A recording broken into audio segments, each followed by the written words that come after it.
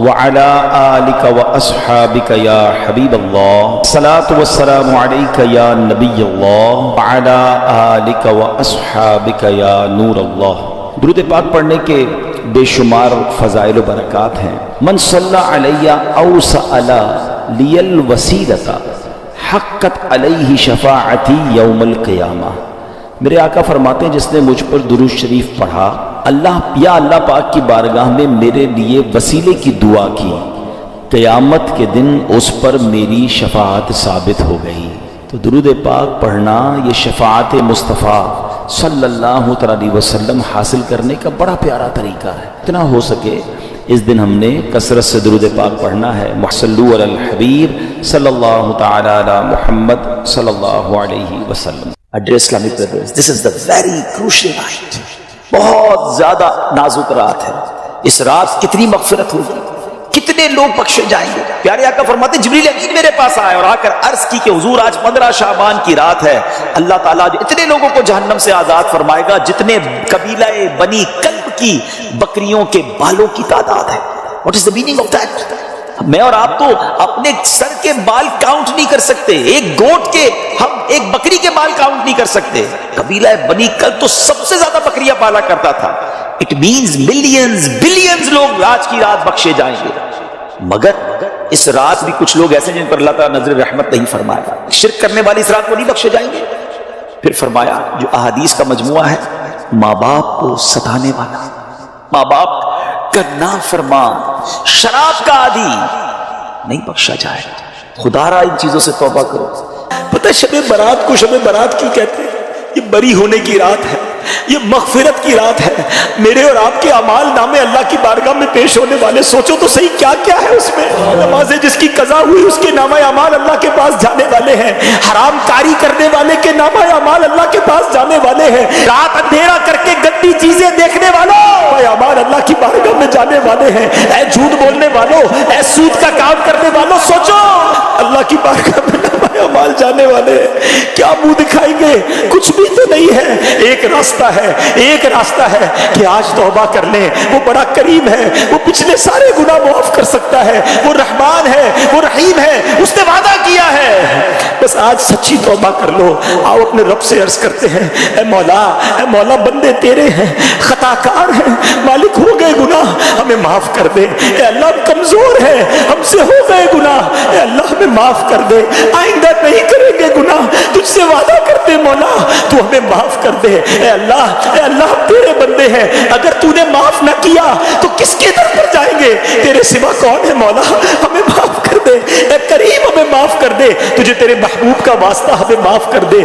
آؤ آج سچے دل سے پکارو اسے، توبہ کر لو۔ اب نہیں کرنے، ہم سب کو پتا ہے کیا کیا گناہ کرتے ہیں، آج توبہ کر لو۔ اب تو دن بھی تھوڑے رہ گئے۔ آپ کو پتا ہے شب برات یہ بھی لکھا جائے گا کہ آئندہ سال کس نے دنیا سے جانا ہے، کیا پتا یہ شب برات، بلکہ شب برات بھی ملتی ہے کہ نہیں پتا۔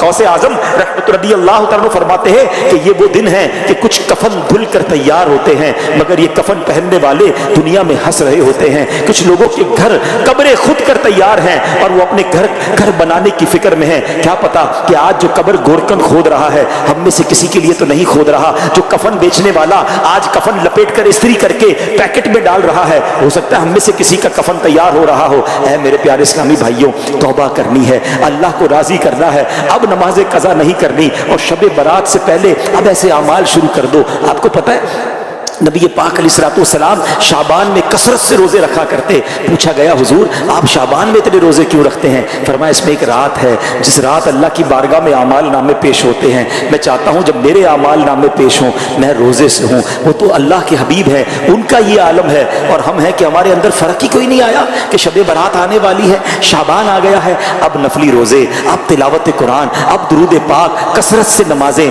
خدا را اس کی عادت بنائیے۔ اور پھر خاص جب شب برات آ جائے تو 14 شعبان کا روزہ رکھنا ہے۔ پوری دنیا میں دعوت اسلامی والوں کی، عاشقان رسول کی مساجد میں یہ اہتمام ہوتا ہے، 6 نوافل پڑھیں، وہ رات اجتماع میں، عبادت میں، صلاۃ التسبیح میں گزاریں، اور اس کے بعد 15 شعبان کا روزہ رکھیں تاکہ نامہ اعمال کا آخری دن بھی روزہ ہو جائے، نامہ اعمال کا پہلا دن بھی روزہ ہو جائے۔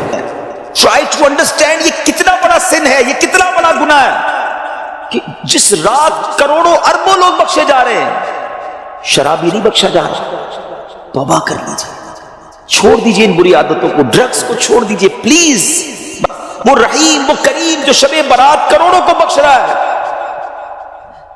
شرابی نہیں بخشا جائے، پلیز توبہ کر لیجیے۔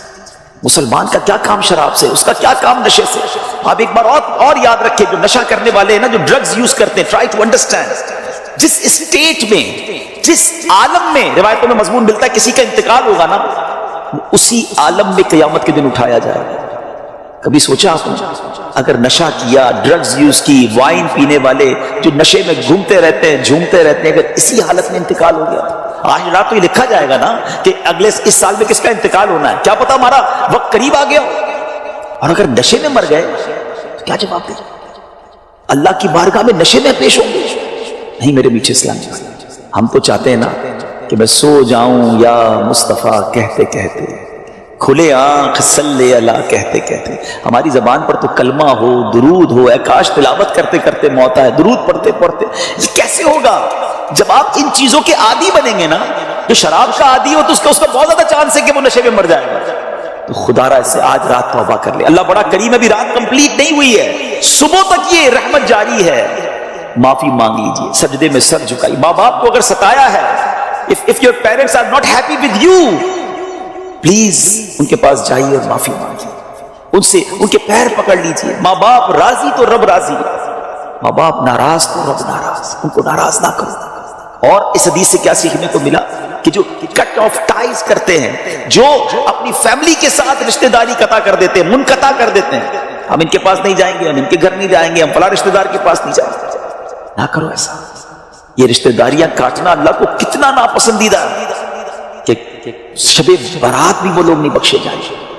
تو پلیز ان عادتوں سے اپنی جان چھڑا لیں۔ ایک اور حدیث پاک میں ہے، ایڈلٹری کرنے والا، بدکاری کرنے کا جو عادی ہوگا، ہیبیچول آف ایڈلٹری، وہ بھی نہیں بخشا جائے گا۔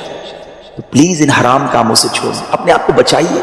اور یہ جو ایڈلٹری کی طرف، زنا، بدکاری کی طرف جو بندہ جاتا ہے نا، یاد رکھیے گا پہلے نظر بہکتی ہے، پھر دل بہکتا ہے، پھر شرمگاہ، پھر پرائیویٹ پارٹس حرام کاری کی طرف جاتے ہیں۔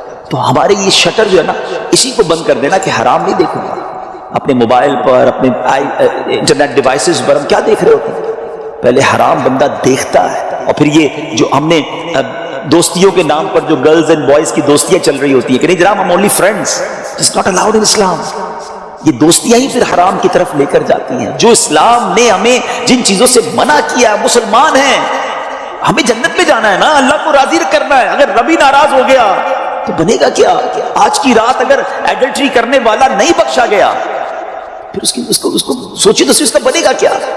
تو پلیز میک ریپینٹنس، گڑ گڑائیے اپنے رب کی بارگاہ۔ اور دیکھیں توبہ کیا ہے۔ توبہ کے ویسے تو کئی ڈیٹیل علماء نے بتائی، مگر ان شارٹ اگر میں آپ کو بتاؤں نا، الندم التوبہ، شرمندگی توبہ ہے۔ پہلے تو اپنے اندر گلٹ فیل کیجئے کہ یا اللہ میں بہت برا ہوں، بہت غلطیاں ہیں، مالک معاف کر دے، اور پھر آئندہ نہ کرنے کا پکا ارادہ، اے اللہ اب نہیں کروں، میں تجھ سے وعدہ کرتا ہوں، I promise in your court یا اللہ عز و جل، please accept my repentance، میری توبہ قبول کرنے، مالک اب نہیں کروں گا۔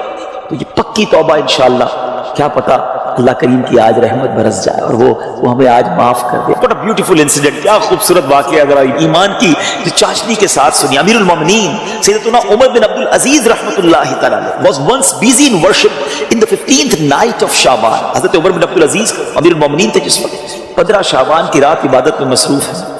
When he raised his head, he found a green slip of paper whose refulgence was extending up to the sky۔ جب وہ اپنے سر اٹھاتے ہیں تو اپنے ساتھ ایک گرین کلر کا پیپر دیکھتے ہیں جس کا نور آسمانوں تک جا رہا ہوتا ہے۔ It was bearing the words، اس پہ لکھا ہوا کیا ہے؟ هذه براءة من النار من الملك العزيز لعبده عمر بن عبد العزيز، meaning this is an order of absolution from the hellfire sent from Allah Azza wa Jal, the omnipotent, for his servant Umar bin Abdul Aziz rahmatullahi ta'ala۔ یہ اللہ کی طرف سے اپنے بندے عمر بن عبد العزیز کے لیے جہنم کی آگ سے آزادی کا پروانہ ہے۔